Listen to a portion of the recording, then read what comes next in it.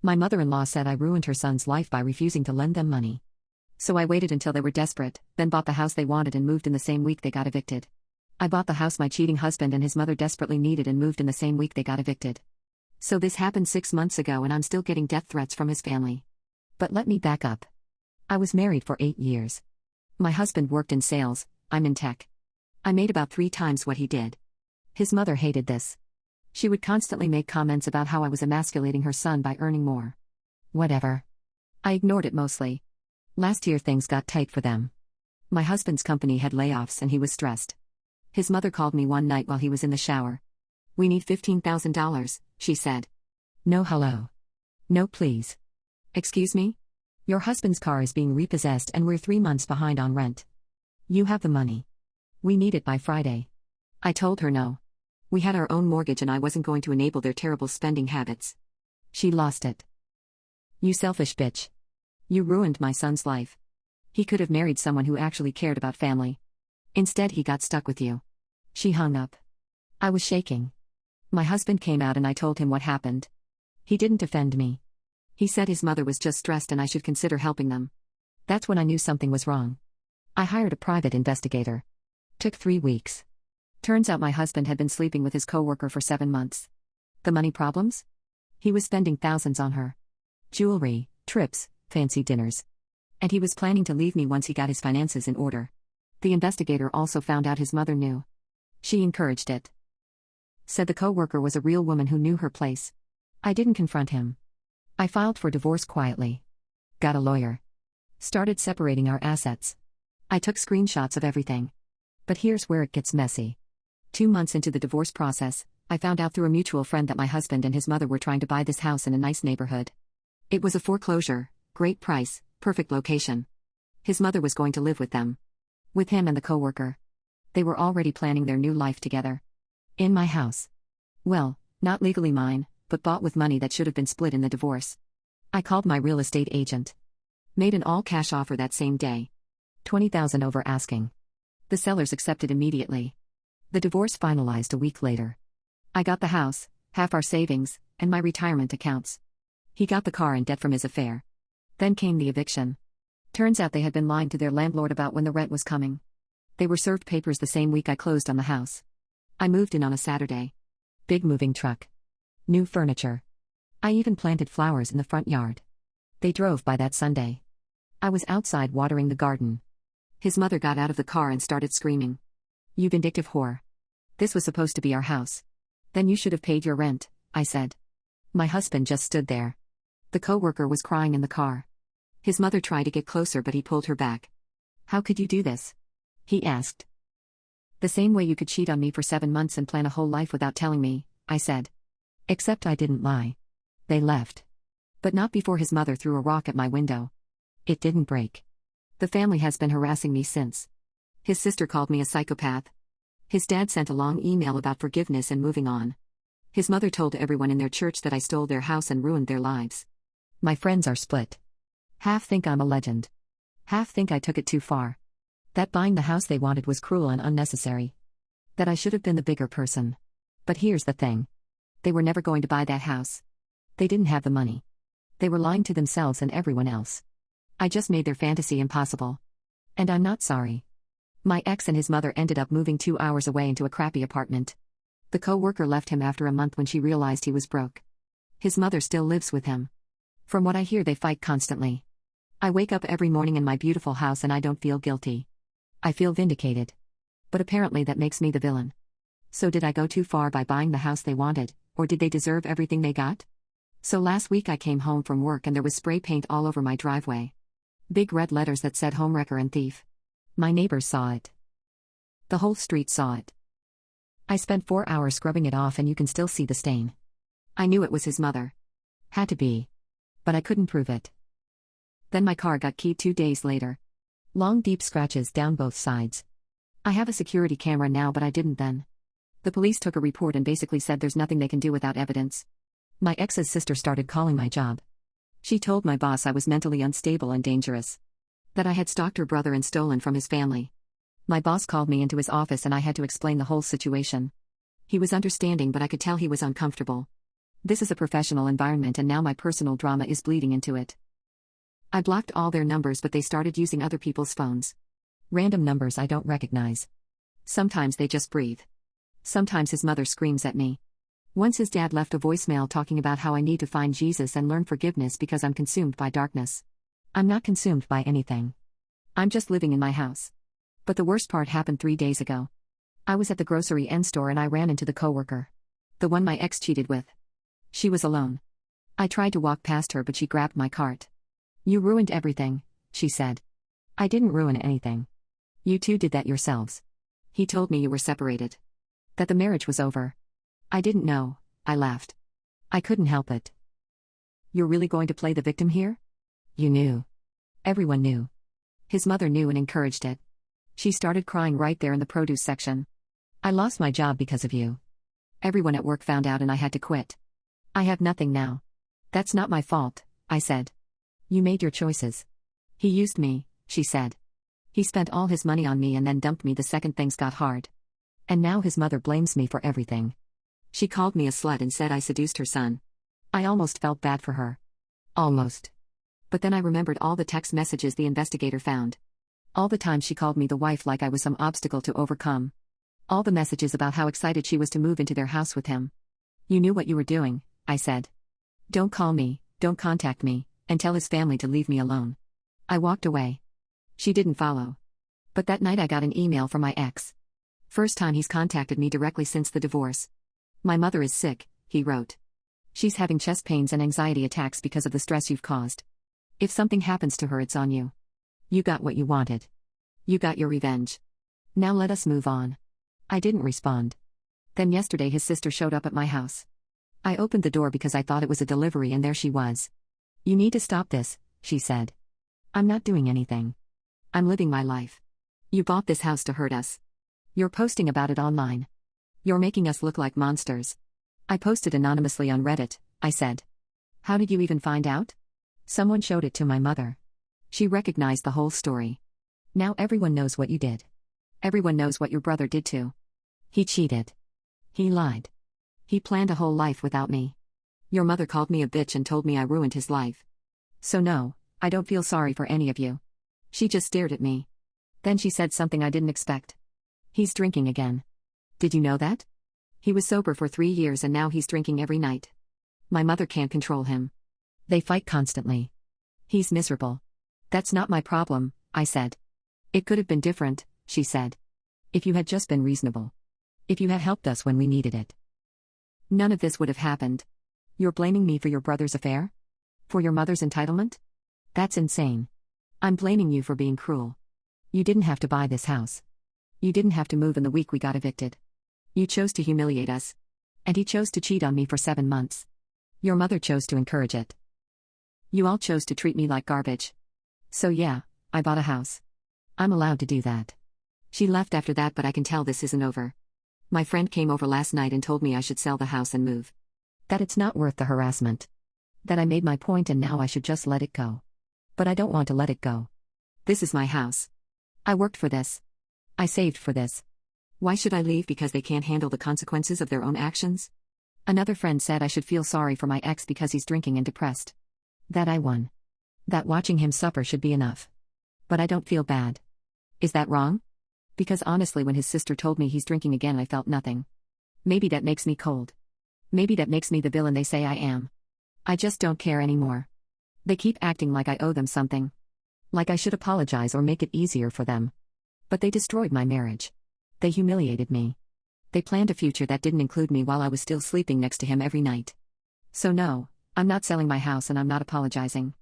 Am I supposed to feel guilty that my ex is miserable and his mother is stressed? His mother tried to sue me. I got served papers last Tuesday. She's claiming intentional infliction of emotional distress and harassment. Her lawyer sent this whole packet about how I maliciously purchased a home to cause psychological harm and how my actions directly led to her medical issues and financial ruin. I called my lawyer immediately. He read through it and actually laughed. "This is frivolous," he said. "You bought a house. That's not illegal. They have no case. So what do I do? We'll file a motion to dismiss. It'll cost them money and they'll lose. But it means they're desperate." He was right about that. They are desperate. Because 2 days after I got served, I found out why they're really doing this. My ex lost his job. His sister let it slip in a nasty Facebook message she sent me. I hope you're happy now that my brother is unemployed and can't feed himself. You destroyed him. I didn't respond, but I did some digging. Turns out he got fired for coming to work drunk. Multiple times. His boss gave him warnings and he didn't stop. So they let him go. And now he can't afford rent. His mother can't cover it because she hasn't worked in years. They're looking at eviction again. Their second one in 6 months. The lawsuit is a Hail Mary. They think if they can scare me or bleed me dry with legal fees, I'll offer them money to make it go away. But I'm not giving them anything. My lawyer filed the motion to dismiss yesterday. He says we'll probably have a hearing in a few weeks and the judge will throw it out. But in the meantime, I have to deal with this hanging over me. And the harassment hasn't stopped. Someone posted my address on a local Facebook group with a long post about how I'm a cruel narcissist who destroyed a family. They didn't use my name, but they described the whole situation. People started commenting. Some defended me. Most didn't. I reported it and it got taken down, but the damage was done. Now people in my neighborhood know who I am and what happened. I've gotten looks at the coffee shop. Someone left a note on my car that said karma will find you. I installed more security cameras. I don't feel safe anymore and I hate that. My ex's family found my Instagram even though it's private. They made fake accounts and requested to follow me. When I didn't accept, they started commenting on my old public posts from years ago. Just stupid stuff like you're pathetic and God sees everything. I made everything private and locked down all my social media. But it feels like they're everywhere. Then yesterday something happened that actually shook me. I was leaving work and my ex was waiting by my car. We need to talk, he said. No, we don't. Get away from me. Just 5 minutes. Please. He looked terrible. Like he hadn't slept in days. His eyes were bloodshot and he smelled like cigarettes. If you don't leave, I'm calling security, I said. I'm sorry, he said. For everything.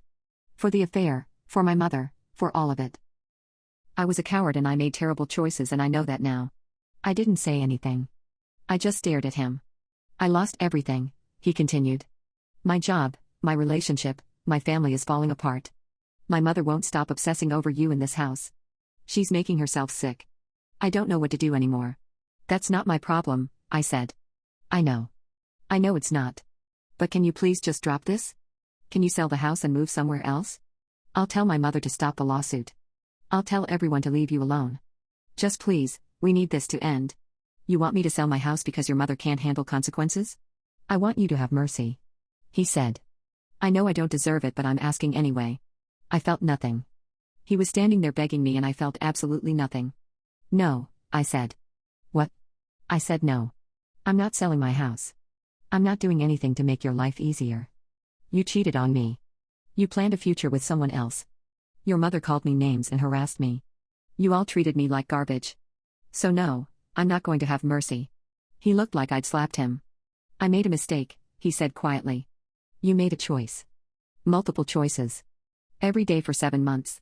And now you have to live with that. You're really going to let my mother sue you? Let this drag out in court? Just to prove a point? I'm not letting her do anything. She chose to file that lawsuit. And my lawyer says she's going to lose. So yeah, let it drag out. I don't care. You've changed, he said. You used to be kind. I used to be a doormat. Now I'm not. He stood there for another minute like he was waiting for me to change my mind. When I didn't, he just walked away. I sat in my car for 20 minutes after that. My hands were shaking. Not because I felt bad. But because I realized how far I've come. 6 months ago I would have cried. I would have felt guilty. I would have maybe even considered helping them just to make the pain stop. But I don't feel guilty anymore. I don't feel anything. My friend called me last night and said she heard about the lawsuit. She thinks I should settle. Just give them $10,000 or something and make it go away. It's not worth the stress. But it's not about the money. It never was. They want me to roll over and make their lives easier. They want me to be the same person who would have lent them $15,000 without question. The same person who would have forgiven the affair and moved on quietly. But I'm not that person anymore. Someone at work asked me today if I regret buying the house. If I wish I'd just moved somewhere else and avoided all this drama. I don't regret it for a second. Is it wrong that I want to watch them lose this lawsuit and have to pay my legal fees on top of everything else? The lawsuit hearing is in 3 days and I just found out his mother hired a different lawyer. A better one. My lawyer called me yesterday sounding less confident than before. They brought in someone with more experience. Someone who specializes in harassment cases. This might not get dismissed as quickly as I thought. But I didn't harass anyone. I bought a house. I know. But they're building a narrative. They have witnesses now. People who'll testify that you've been taunting them, that you moved into that house specifically to cause them pain. What witnesses? I haven't talked to any of them except when they show up at my work or my house uninvited. His sister. His father. 3 people from their church. And apparently a neighbor who says you were outside gardening the day they drove by, and you smiled at them. I did smile. Because I was happy. Because it's my house and I was planting flowers. But now they're twisting it into evidence that I'm deliberately torturing them. This is insane, I said. It is. But we need to take it seriously now. I'm going to need you to gather any evidence you have. Texts, emails, anything that shows they've been harassing you, not the other way around. I spent all night going through my phone. Screenshots of messages. Records of the spray paint and the keyed car. Photos of the note left on my windshield. The Facebook post with my address. The fake Instagram accounts. But my lawyer says it might not be enough because I can't prove it was them. Just that someone did it. And here's the part that's making me sick. If the judge doesn't dismiss this immediately, it goes to discovery. Which means depositions. Which means I have to sit in a room with my ex and his mother and their lawyer and answer questions for hours. Which means this drags out for months. Which means more legal fees I have to pay. They're counting on me folding. On me getting tired and offering them a settlement just to make it stop. But I won't. Work got worse too. My boss called me in on Friday. He was with someone from HR this time. We've received multiple complaints about you, the HR person said. From people claiming to be your former family members. They're harassing me. Not the other way around. We understand that. But this is affecting your work environment. Other employees are uncomfortable. We've had phone calls, emails, even someone showing up in our lobby asking to speak with you. Who showed up? Your former spouse's father. Security escorted him out, but he was here for 20 minutes before anyone realized he wasn't a client. I didn't even know that happened. Nobody told me. We're not terminating you, my boss said carefully. But we need this resolved. If it continues to disrupt the workplace, we'll have to take action. So now my job is on the line because his family won't leave me alone. I went home and cried for the first time in months. Not because I felt guilty. But because I'm exhausted. Because this was supposed to be over. The divorce was final. I got my house. I moved on. But they won't let me move on. They want me to suffer as much as they're suffering. And the worst part is it's working. I'm not sleeping. I'm anxious all the time. I jump every time my phone rings. I check my security cameras obsessively. This is what they wanted. Then last night I got a call from an unknown number. I almost didn't answer, but something made me pick up. It was the coworker. The one my ex cheated with. I need to talk to you, she said. I have nothing to say to you. Please. Just listen. I know things. About the lawsuit. About what they're planning. I should have hung up. But I didn't. What are you talking about? His mother came to see me last week. She wanted me to testify. She said if I helped her she'd give me money. She wanted me to say that you threatened me. That you've been stalking me since the divorce. That's a lie. I know. I told her no. But then she offered me $5,000. She said all I had to do was show up to court and tell the judge that you're dangerous. That you've been harassing their whole family and you're obsessed with ruining their lives. My stomach dropped. Did you agree? No. But I thought about it. I'm broke. I lost my job. I have nothing. $5,000 would change everything for me right now. So why are you telling me this? Because I'm not them, she said quietly. I made a terrible mistake. I slept with a married man and I regret it. But I'm not going to lie under oath for money. I'm not going to help them destroy you. Why should I believe you? You don't have to. But I wanted you to know what they're doing. They're lining up people to lie. His mother is paying them. She's desperate. She hung up before I could respond. I don't know if I believe her. She could be working with them. This could be another trap. But if she's telling the truth, then this lawsuit is worse than I thought. They're not just suing me. They're building a case with false witnesses and paid testimony. I called my lawyer immediately. Left him a voicemail. He hasn't called back yet. I can't sleep. I keep thinking about the hearing. About sitting in that courtroom while his mother's lawyer paints me as some vindictive monster who bought a house just to torture them. About strangers I've never met getting on the stand and lying about me. My friend came over this morning.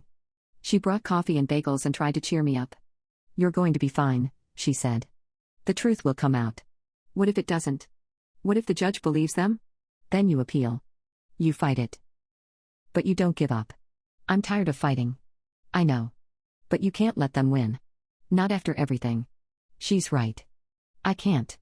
But I also don't know how much more I can take. Someone left another note on my car yesterday. This one said 3 days left. Like a countdown. I don't know what happens in 3 days besides the hearing. But it feels like a threat. The security cameras caught someone walking up my driveway at 2 in the morning last night. They were wearing a hood so I couldn't see their face. They stood at my door for a full minute. Just standing there. Then they left. I filed another police report. The officer was sympathetic but said unless they actually do something there's nothing they can do. They're just trying to scare you, he said. It's working. I have the hearing on Thursday. My lawyer says to dress professionally and stay calm no matter what they say. To not react. To let him handle everything. But I don't know if I can sit there and listen to people lie about me without saying anything. Part of me wants to stand up and scream at all of them. Tell the judge exactly what they did. How they treated me. How they're only suing me because they can't accept that their own actions have consequences. But I won't. Because that's what they want. They want me to lose control. To look unstable. So I'll sit there quietly and let my lawyer do his job. And if we lose, if the case doesn't get dismissed, I don't know what I'll do. Because I can't keep living like this. Is there a point where standing your ground becomes self-destruction?